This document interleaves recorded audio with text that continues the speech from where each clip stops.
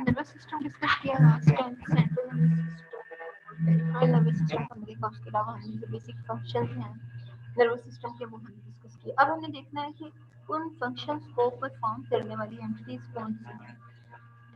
Nervous system का कौन सा पार्ट है जो वो सारे फंक्शंस परफॉर्म करता है, तो मैम वो है। आवाज कम आ रही है आपकी।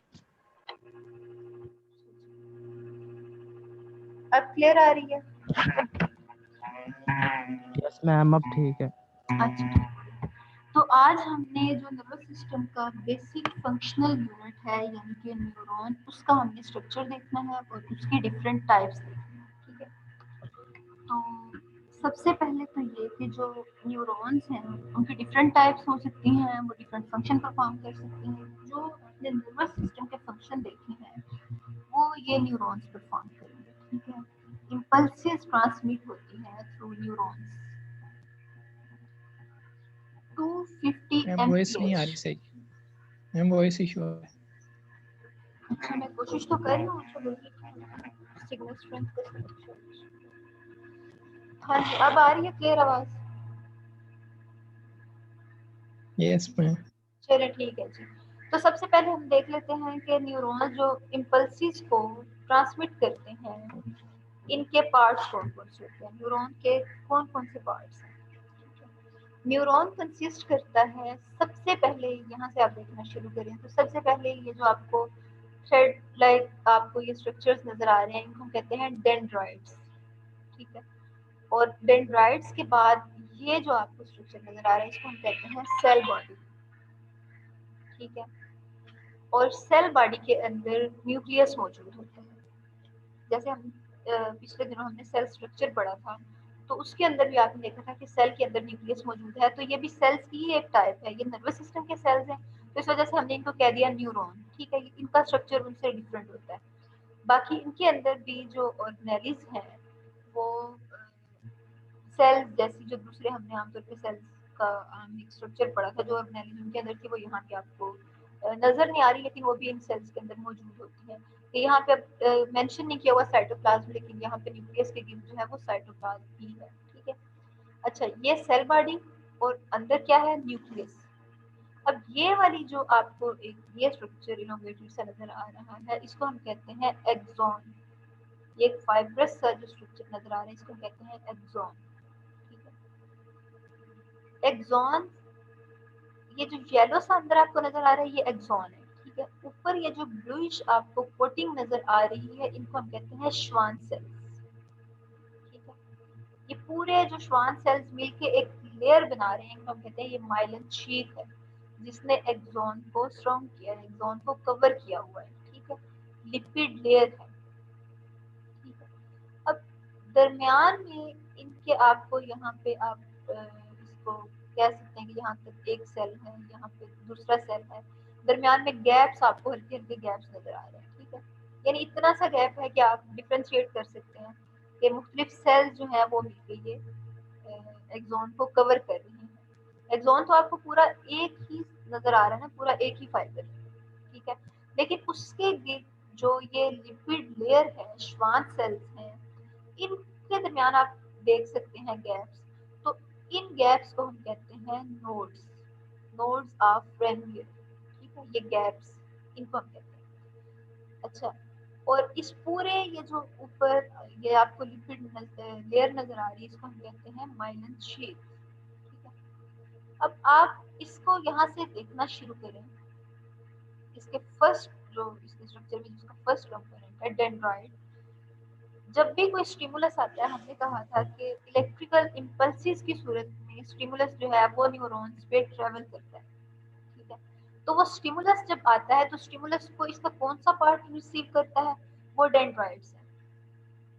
ठीक है, इन तक स्टिमुलस पहुंचता है और वो उस स्टिमुलस को ये जो डेंड्राइट्स हैं ये कैरी करते हैं सेल बॉडी तक। ठीक है, सेल बॉडी के अंदर न्यूक्लियस और साइटोप्लाज्म मौजूद होते हैं।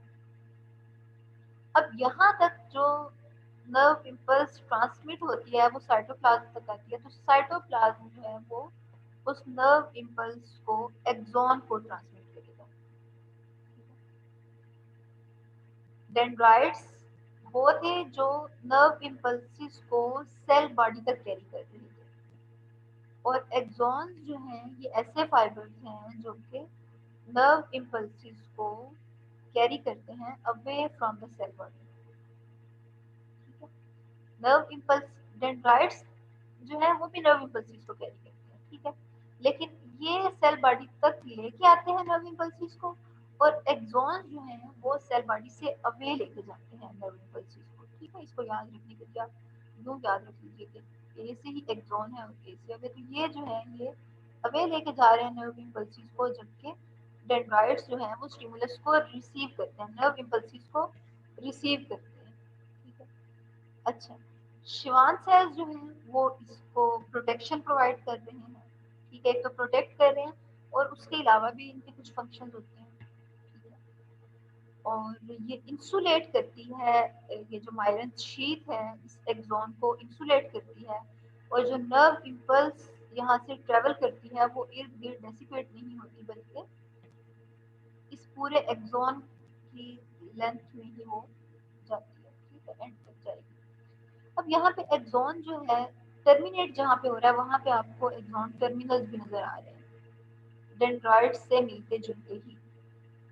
इसका मतलब ये है कि यहाँ पे फिर आके आगे दूसरा एक न्यूरॉन होगा, और इन एक्सॉन टर्मिनल से ये दूसरे न्यूरॉन के साथ कम्युनिकेट करेंगे।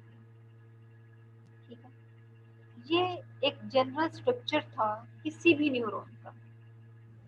हमने कहा कि नर्वस सिस्टम जो है वो इंफॉर्मेशन को, स्टिमुलस को सेंस भी करता है, यानी सेंसरी फंक्शन भी होता है नर्वस सिस्टम का। उसके अलावा इंटीग्रेशन फंक्शन भी होता है नर्वस सिस्टम का, और उसके अलावा मोटर फंक्शन भी होता है नर्वस सिस्टम का। और नर्वस सिस्टम किस पे कंसिस्ट कर रहा है? न्यूरॉन्स पे कंसिस्ट कर रहा है।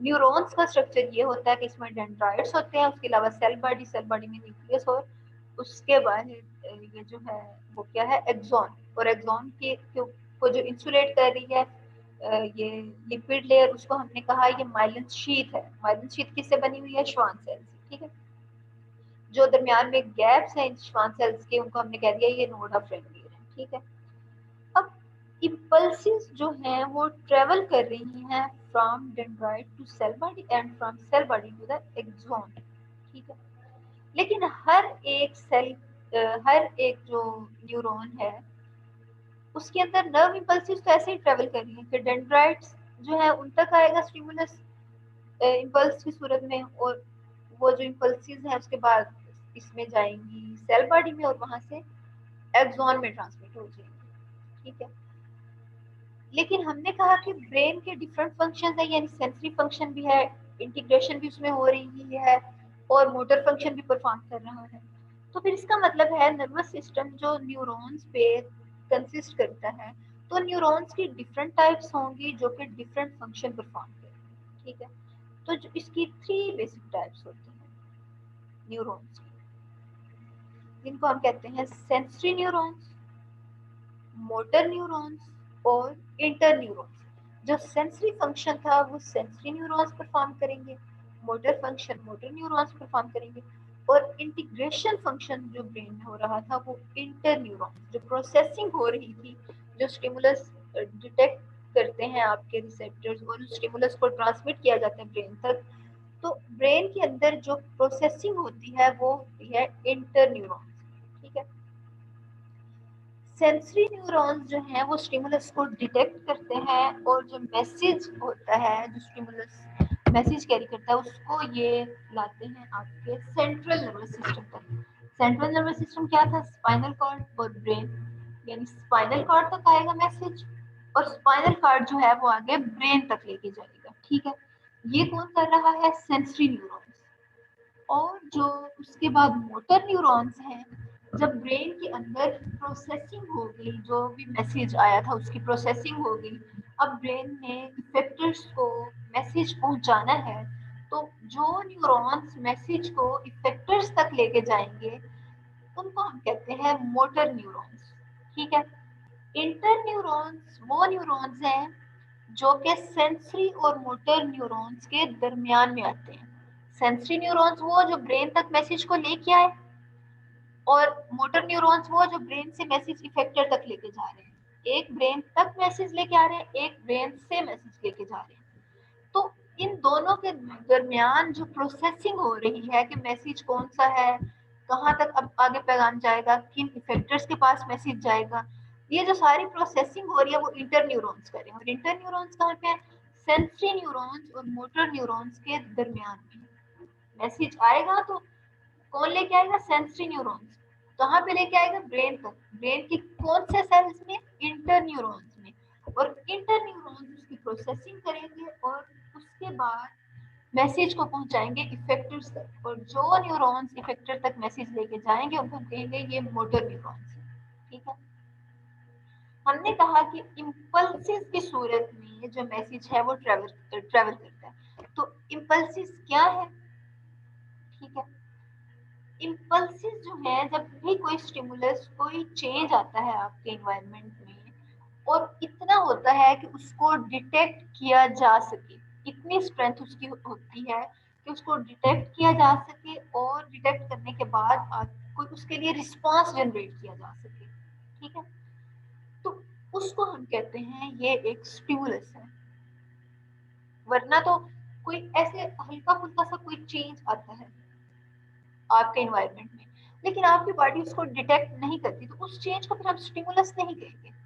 लेकिन अगर कोई चेंज आता है और उसकी इतनी स्ट्रेंथ होती है कि बॉडी उसको डिटेक्ट करे और उसके अकॉर्डिंग कोई रिस्पांस जनरेट कर सके, नर्व इम्पल्सिस जनरेट कर सके, तो उसको फिर उस चेंज को हम कहते हैं ये स्टिमुलस है।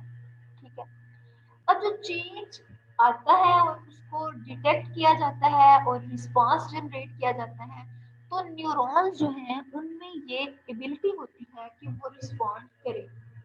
ठीक है, इनकी ये जो एबिलिटी है रिस्पॉन्ड करने की, इसको हम कहते हैं एक्साइटेबिलिटी। कि कोई स्टिमुलस आता है तो उस स्टिमुलस को नर्व इम्पल्स में कन्वर्ट करते हैं न्यूरॉन्स। नर्व इम्पल्स में कन्वर्ट करने की ये जो एबिलिटी है न्यूरॉन्स की, इसको हम कहते हैं एक्साइटेबिलिटी। ठीक है, उसके अलावा एक और जो टर्म यूज की जाती है नर्वस सिस्टम की फंक्शनिंग की, जब हम बात करते हैं या हम नर्व इम्पल्सिस की बात करते हैं या हम बात करते हैं कि स्टिमुलस से रिस्पांस जनरेट करना है, तो एक टर्म यूज की जाती है आर आर नन रिस्पांस। ठीक है, आर आर नन रूल। तो इसका मतलब ये होता है कि कोई स्टिमुलस जो है वो या तो इतना स्ट्रॉन्ग होता है कि वो इम्पल्स जनरेट करवा देता है, और इम्पल्स जो है वो जनरेट होके ट्रेवल करती है थ्रू द एक्सॉन और रिस्पांस जनरेट होता है, या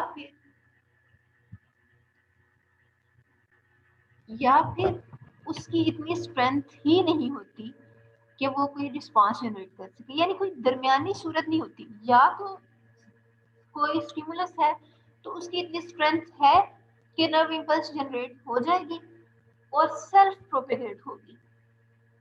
एक दफा नर्व इम्पल्स जनरेट होगी, जैसे आप यहाँ पे देखिए कि डेंड्राइट्स तक कोई नर्व इम्पल्स पहुंची और सेल बॉडी में आई तो वो आगे जाएगी, इतनी उसकी स्ट्रेंथ होगी कि वो ट्रेवल करे। तो यहाँ से वो स्टार्ट हुई ना ट्रेवल करना, तो वो मूव करती करती प्रोपेगेट होती होती फैलती फैलती आगे तक जाएगी।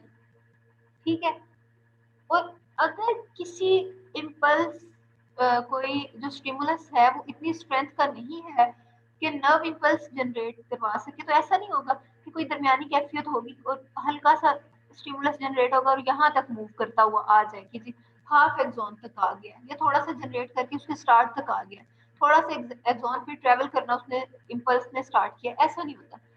या तो इम्पल्स जनरेट होती है और सेल्फ प्रोपेगेट होके आगे तक जाएगी, एंड तक जाएगी, इफेक्टर्स तक पैगाम जाएगा। ठीक है, या आपके इंटर न्यूरॉन्स तक पैगाम जाएगा, या फिर इम्पल्स जनरेट ही नहीं होती।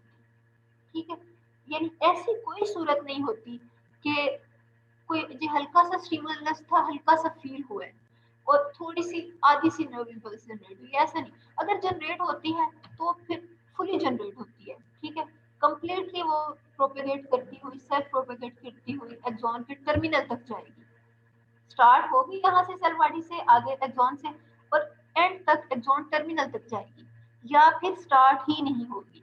कोई दरमियानी सूरत नहीं है कि यहाँ से स्टार्ट होकर यहाँ तक आगे जब आगे नहीं जा रही।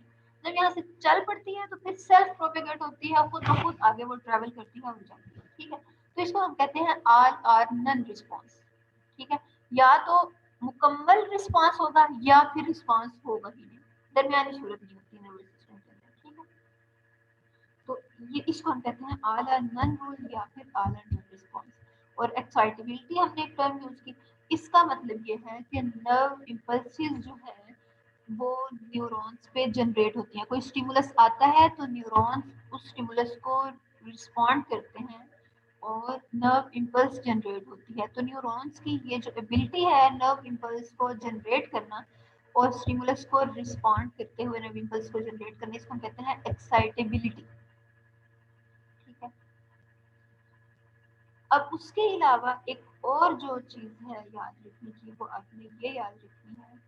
अच्छा, पहले हम ये जो हमने टाइप्स देखी, सेंसरी न्यूरॉन्स, मोटर न्यूरॉन्स और इंटर न्यूरॉन्स, इसको एक दफा आप इनका स्ट्रक्चर देख लीजिए कि मोटर न्यूरॉन्स हैं ये। ठीक है, ये देखिए, ये इसके डेंड्राइट्स, ये सेल बॉडी और सेल बॉडी से ये आगे एक्सॉन, और एक्सॉन को किसने कवर किया हुआ है, माइलिन शीथ ने इंसुलेट किया हुआ है। अच्छा, अब ये इसके हैं डेंड्राइट का टर्मिनल। ठीक है, और टर्मिनल, अब ये जो एक्सॉन है ये किसके साथ, मसल फाइबर के साथ आगे आके बाइंड करते हैं, इफेक्टर्स के साथ बाइंड करते हैं। मोटर न्यूरॉन्स पैगाम कहाँ तक लाते हैं, इफेक्टर्स तक, आपके ग्लैंड्स या मसल्स तक। ठीक है, और सेंसरी न्यूरॉन्स कौन से होते हैं, जो मैसेज को लेके जाते हैं आपके सेंट्रल नर्वस सिस्टम तक, उनको हम कहते हैं सेंसरी न्यूरॉन्स। जो चेंज को सेंस करते हैं, डिटेक्ट करते हैं, उनको हम कहते हैं सेंसरी न्यूरॉन्स। कहाँ तक लेके जाएंगे पैगाम को, आपके ब्रेन तक। ठीक है, अब ये यूनिपोलर होते हैं। यूनिपोलर का मतलब ये है कि ये एक ही डायरेक्शन में जाएंगे। एक ही डायरेक्शन में कहाँ तक जाएंगे, आपके स्पाइनल कॉर्ड या ब्रेन तक जाएंगे। ठीक है, और इसका भी जो है आप देखें कि दरमियान में सेल बॉडी है और जो इसका एक्सॉन है वो सेल बॉडी के इधर भी है एक साइड पे और यहाँ दूसरी साइड पे भी है। ठीक है, और यहाँ से एक्सॉन कहाँ पे जा रहा है, रिसेप्टर सेल्स। रिसेप्टर सेल्स कौन से हो सकते हैं, हाँ जी, कौन से हो सकते हैं रिसेप्टर सेल्स, हमने जिस तरह डिस्कस किया था कि हीट रिसेप्टर्स हो सकते हैं आपकी स्किन में। ठीक है, जो टेम्परेचर अगर चेंज हो रहा है आपके एनवायरनमेंट में तो उसको डिटेक्ट करें। ठीक है, तो ये जो है रिसेप्टर सेल से चेंज को डिटेक्ट करते हैं और सेल बॉडी तक मैसेज आता है और सेल बॉडी जो है वो फिर आगे मैसेज को ट्रांसमिट करती है आपके ब्रेन तक।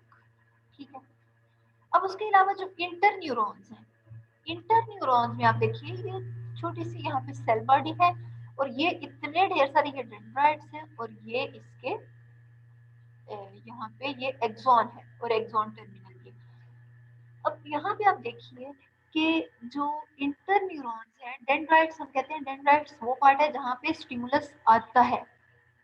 ठीक है, अब यहाँ पे ये जो इंटर न्यूरॉन्स की सूरत में आपने देखा था कि स्टिमुलस को डिटेक्ट करने के लिए एक ही यहाँ पे आपको फाइबर नजर आ रहे हैं। ठीक है, यानी एक ही किस्म के स्टिमुलस को ये डिटेक्ट कर रहे हैं और सेल बॉडी तक उसको लेके आ रहे हैं पैगाम को। लेकिन यहाँ पे आप देखिए कि जो इंटर न्यूरॉन्स हैं, इंटर न्यूरॉन्स के डेंड्राइट्स जो है वो ज्यादा ब्रांच है। इसका मतलब ये है कि ये मुख्तलिफ किस्म के जो स्टिमुलस हैं उनको अपनी सेल बॉडी तक लेके आते हैं, क्योंकि हमने कहा इंटर न्यूरॉन्स में प्रोसेसिंग होती है। ठीक है, तो इस वजह से ये मुख्तलिफ किस्म के स्टिमुलस इन तक आते हैं, सेल बॉडी तक आते हैं और फिर एक्सॉन की लेंथ से ट्रेवल करते हुए जब यहाँ पे प्रोसेसिंग हो जाती है तो उसके बाद कहाँ पे जाएगा, यहाँ से पैगाम, ये जो आपके इंटर न्यूरॉन्स है ये पैगाम लेके जाएंगे मोटर न्यूरॉन्स तक।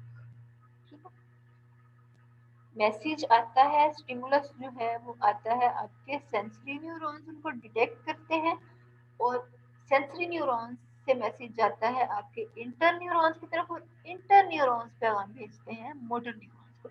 यहाँ आप देखिए एरोहेड्स भी यही शो कर रहे हैं। कि मैसेज जो है सेंसरी न्यूरॉन से इंटर न्यूरॉन और इंटर न्यूरॉन से इसके डेंड्राइट्स इन डेंड्राइट्स को मैसेज देंगे और यहाँ यानी मोटर न्यूरॉन्स और मोटर न्यूरॉन से मैसेज कहाँ पे जाएगा, इफेक्टर्स तक। इफेक्टर्स कौन से हो सकते हैं, आपके मसल्स या फिर ग्लैंड्स।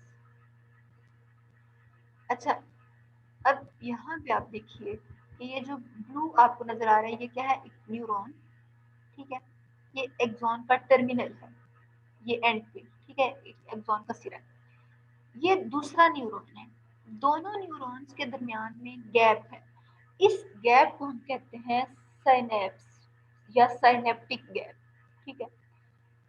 ये स्मॉल स्पेस, ये गैप दो न्यूरॉन्स के दरमियान। अब न्यूरॉन्स हम कहते हैं एक न्यूरॉन से दूसरे न्यूरॉन पे मैसेज जाता है, तो दरमियान में गैप हो तो फिर मैसेज कैसे जाएगा, फिर इस तरह से जाएगा कि यहाँ अंदर केमिकल्स मौजूद होते हैं इन सैक्स के अंदर, ठीक है। वो सैक्स के अंदर जो केमिकल्स हैं उनको हम कहते हैं न्यूरोट्रांसमीटर्स, ठीक है, जो मैसेज को ट्रांसमिट करते हैं न्यूरॉन्स पे। ये जो नर्व इम्पल्स आ रही है न्यूरॉन के एक्सॉन पे, ये जब उसके टर्मिनल तक पहुंचती है तो टर्मिनल पे सेल के अंदर क्या है, इस न्यूरॉन के अंदर क्या होते हैं, सैक्स के अंदर, थैलियों के अंदर क्या होते हैं, केमिकल्स। केमिकल्स को हम क्या कहते हैं, न्यूरोट्रांसमीटर्स। न्यूरोट्रांसमीटर्स उस मैसेज को रिसीव करते हैं और न्यूरोट्रांसमीटर्स जो है सेल की मेम्ब्रेन के साथ बाइंड करते हैं। ये देखा ना, ये आपको यहाँ भी इनके गिर्द भी एक मेम्ब्रेन नजर आ रही है। ये जो सैक्स है ये किससे बनी हुई है, मेम्ब्रेन से। तो वो मेम्ब्रेन इस मेम्ब्रेन के साथ बाइंड करती है और बाहर की तरफ खुल जाती है। अब गैप के अंदर ये जो ट्रांसमीटर्स थे, न्यूरोट्रांसमीटर्स, ये रिलीज हो गए और अगले वाले न्यूरॉन की सरफेस पे बाइंड कर गए। ये रिसेप्टर्स, ये जो आपको येलो येलो नजर आ रही है, ये रिसेप्टर्स है, ठीक है। और ये किस पे है, दूसरे न्यूरॉन पे है। एक न्यूरॉन ये है और एक ये न्यूरॉन है, दरमियान में गैप है जिसको हमने कहा साइनेप्टिक गैप, साइनेप्टिक जंक्शन, या फिर हमने कहा साइनेप्स। तो साइनेप्स से आगे कौन सा हार्मोन है, इसको हम कहते हैं प्री साइनेप्टिक न्यूरॉन और इसको हम कहते हैं post synaptic neuron. Pre mean before, post mean after, यानी साइनेप्स से पहले जो हार्मोन होता है उसको हम कहते हैं प्री साइनेप्टिक हार्मोन और इसको हम कहते हैं पोस्ट साइनेप्टिक हार्मोन। तो प्री साइनेप्टिक हार्मोन से सॉरी न्यूरॉन से जो न्यूरोट्रांसमीटर्स हैं वो रिलीज होते हैं और बाइंड किसके साथ करते हैं, पोस्ट साइनेप्टिक न्यूरॉन की मेम्ब्रेन के ऊपर मौजूद रिसेप्टर्स के साथ, और मैसेज फिर आगे इस पे ट्रांसमिट हो जाता है, यहाँ से फिर ट्रेवल करता हुआ आगे तक जाएगा और फिर इस तरह से, ठीक है। तो ये जो है ये हमारे नर्वस सिस्टम के अंदर इस तरह से हो रहा होता है, ठीक है। ये इसका मैं थोड़ा सा आपको कॉन्सेप्ट दे देती हूँ, बहुत डिटेल में जाने की जरूरत नहीं। रिफ्लेक्स आंख में ये होता है कि हम कहते हैं ना कि सेंसरी न्यूरॉन्स जो है वो मैसेज को, स्टिमुलस को डिटेक्ट करते हैं और मैसेज को आगे ट्रांसमिट करते हैं। तो मैसेज जो है वो जाता है हमारे स्पाइनल कॉर्ड तक और स्पाइनल कॉर्ड से ब्रेन तक जाता है, ब्रेन में प्रोसेसिंग होती है और उसके बाद मैसेज दोबारा इफेक्टर्स तक आता है, यानी आपके मसल्स या फिर ग्लैंड्स तक।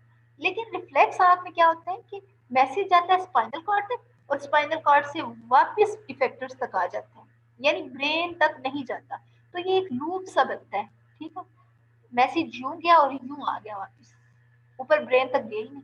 तो ये जो लूप सा बनता है ना, एक आर्क सी बनती है, इस आर्क को हम कहते हैं रिफ्लेक्स आर्क, ठीक है। जहाँ फौरी रिस्पांस शो करना होता है ना, वहां पे फिर रिफ्लेक्स आर्क बनती है। इसमें ये होता है कि जैसे यहाँ पे आप देखिए कि जर्क लगा, एक झटका सा लगा आपके गले में घुटने पे, ठीक है। तो यहाँ से ये जो वो उसका जो मैसेज है वो कहाँ तक गया, स्पाइनल कॉर्ड तक। तो स्पाइनल कॉर्ड से मैसेज ब्रेन में जाने की बजाय इफेक्टर तक आ गया, यानी मसल तक आ गया और फौरन आपकी जो टांग है आपने आपके लिए पुल हुई, ठीक है, बाहर की तरफ ही इसने मूव किया। इसमें फिर ब्रेन इन्वॉल्व नहीं। तो जो इस तरह का एक पाथवे बनता है ना, एक लूप सा बनता है, इसको हम कहते हैं रिफ्लेक्स आर्क।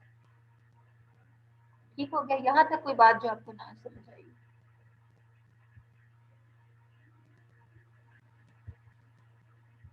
हाँ जी, सारा क्लियर हो गया।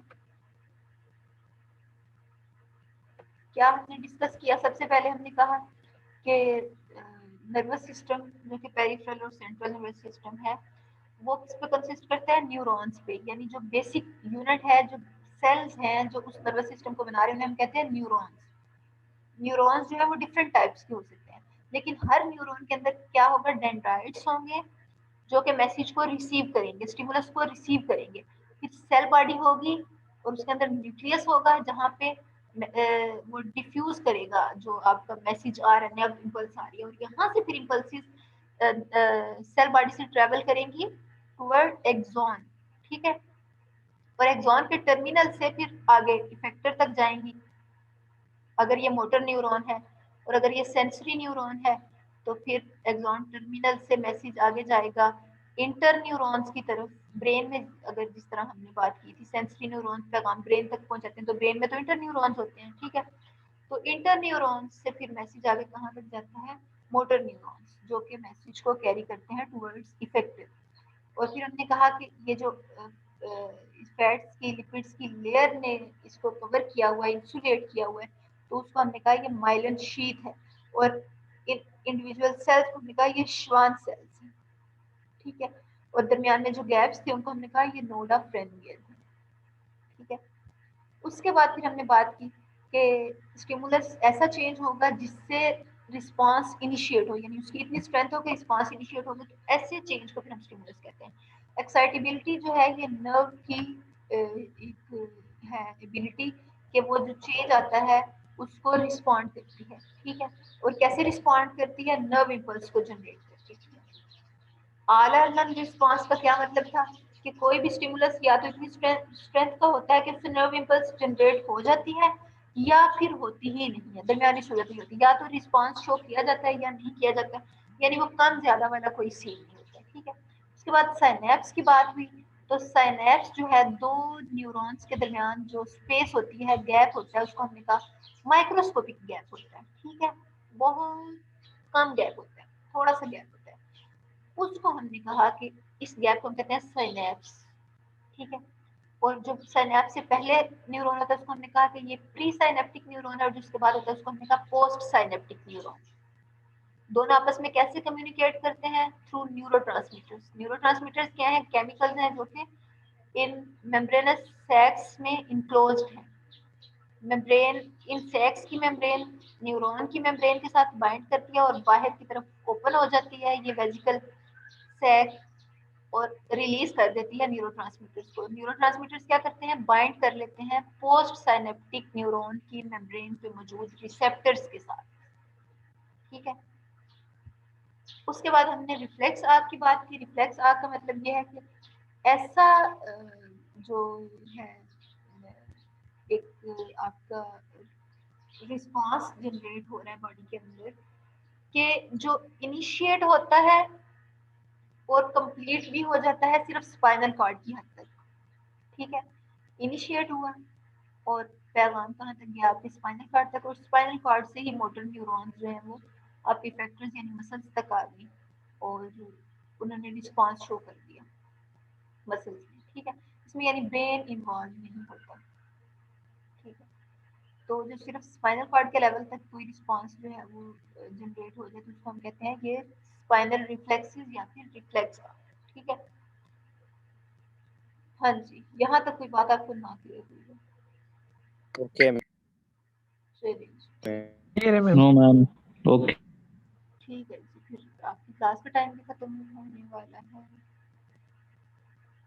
और मेन क्लास में भी हमारे पास है 10 मिनट, मीटिंग का टाइम खत्म हो रहा है। आपका कोई क्वेश्चन है तो आप पूछ लीजिए, फिर हम मीटिंग एंड करते हैं। हाँ जी, सारा ही क्लियर हो गया सबको? Yes, ma'am. ठीक है जी, थैंक यू सो मच।